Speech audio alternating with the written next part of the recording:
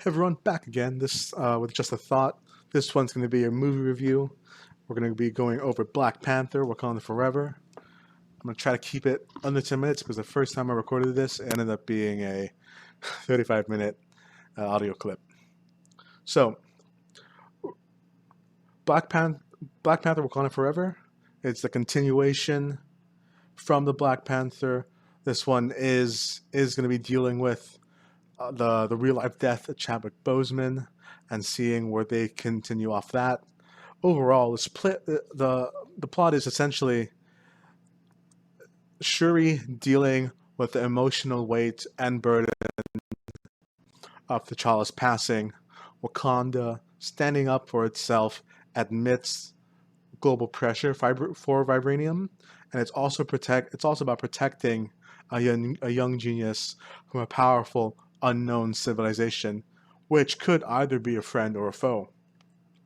So right off the bat, the beginning really sets the tone for this movie. This film is tasked with a hard job of implementing the real life death of Chadwick Boseman in this movie to the death of T'Challa. And I'm glad that they ripped the band-aid off right away. It deals with that, and you are really given an emotional performance from several actors, but also you get a layer of seriousness um, in comparison to the other MCU movies that have been released this year.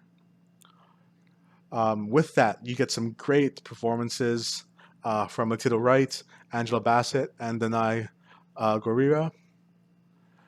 I thought that they did amazingly well in this film, especially with Letitia Wright being Shuri, not being the focal point of the last movie. So her and the other like supporting characters now being kind of bumped up into main character with a lot more camera time. They really showed up, and I thought the performances were actually really good. Continuing with things that I liked, I enjoyed the internal conflict that Shuri had between ignoring and coping with her brother's death by being immersed in her work, being immersed with developing new tech, but also eventually what came with it, the rage that she had for Namor, and the rage that she had essentially for people in the world in general. Using the words that she said in the movie, she just wanted to watch like the world burn and everything in it. I liked her tiptoeing, not an audience not really knowing if she's going to be like the next Killmonger or if she will choose a more righteous path like her brother. Uh, I also really liked the music in this film. Now, I'm not any type of music analyst.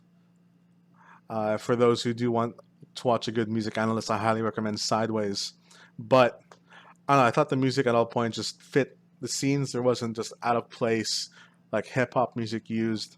I liked the various songs that really showcased a wide range of different languages. I thought that was cool, and same with like the last movie. The costumes were good. I really liked the outfits that everyone was wearing. Now, as much as it is a serious and emotional film, there are those sprinkles of like Marvel comedy. But I personally thought that the comedy that was shown didn't take the audience out of the story. I think that it deservingly needed to be a more serious film compared to like a goofy Love and Thunder and a somewhat campy Doctor Strange. So I think the humor was done tastefully. Something else I also enjoyed was the villain. Now he they did try to flesh out his story a little bit to the point that you could understand his actions to an extent, but I thought he was a decent villain. Like I would be happy to see him again in future movies or have cameos. To be honest, I thought he was cool. I also like his design with having the wings being attached to his ankles. Rather, I thought that it was some form of uh, telecon tech, but they are organic. Um, I think the last thing I also appreciated was that now this will be like a spoilery thing. If I didn't spoil some stuff up ahead, some stuff before, was that there wasn't a scene like they didn't show Chadwick Boseman in this film. And what I mean by that, for those who have watched it, is that okay, yes, there were flashbacks, but they never had a stand-in for T'Challa. There wasn't a body double with Marvel's and Disney's CGI magic to make him actually be there. I like the fact that they respected him enough to not like create a flashback scene. Any flashback scene that was shown was from already filmed footage and scenes we've already seen. So there's nothing new about that, which was good. But then, as per each Marvel movie, they're not perfect, and this is where we get into the downsides of this movie. But the thing is, with Black Panther: Wakanda Forever, it has the typical Marvel criticism. Like as much as I did like Namor, uh, I think he was a little bit lazily written in terms of like his attitude. Oh, don't mind that. Um, there, Namor wasn't a perfect villain. He wasn't insanely thought provoking. I just thought that he did his job well enough, to be honest. But this movie is a long movie. Heads up, including the post credit scene, and there's only one post credit scene, by the way.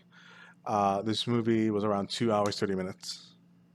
I definitely think that this movie could have been cut down because they did spend a lot of time showcasing. They kind of like branched out with a lot of different characters, giving them a little bit more background from what we're used to, kind of developing or just showing the characters a bit more. I think that honestly could have been cut down without taking away from the story at all. Um, I guess another critique is that Marvel, I think, is guilty of using this a lot, but maybe like other action films as well. But the whole super villain giving them enough time, and this time it was purposeful. Like Namor. So it's another spoiler. Namor did say, "I'll give you a week to grieve your wound, to bury your dead, and to grieve them." And in that week time, essentially Shuri and Ironheart, or essentially able to somehow create the tech to uh, kind of not necessarily gain an advantage, but to hold their own against Namor and his people. Because it is clear that the Talokan people they're essentially all super soldiers. Um, so Wakandans as a people without their tech aren't anything special. They need to take the heart shaped herb in order to get like that super strength, and they rely on their technology for military advantage. Um, so, so the part that I was like a little bit tired of, and I think it's a little bit overdone in Marvel, is that time period right before the final fight of where they get their heads in the game. Uh, they they create life changing technology within such a small amount of time. It's like with Spider-Man Far From Home, where while flying to London from the Netherlands, he's able to create a brand new Spider-Man suit to his specific to his specifications, and that is enough for him to essentially make the difference. Um, I think that was my those are like my critiques of it. Also, this might be an individual one. It might have been because of the theater I went to, but the scenes that were dark were really hard to see. And okay, yes, you might say, well, that's the whole point, but not really. Like you're you're filming it for a reason. You want the audience to see what is actually going on. You want them to see the environment. I just thought that some scenes were just a bit too dark. Like this isn't the horror film we're trying to watch here. I want to see the I want to see the set pieces, but that may be just my theater. I don't know in other theaters if it's any different.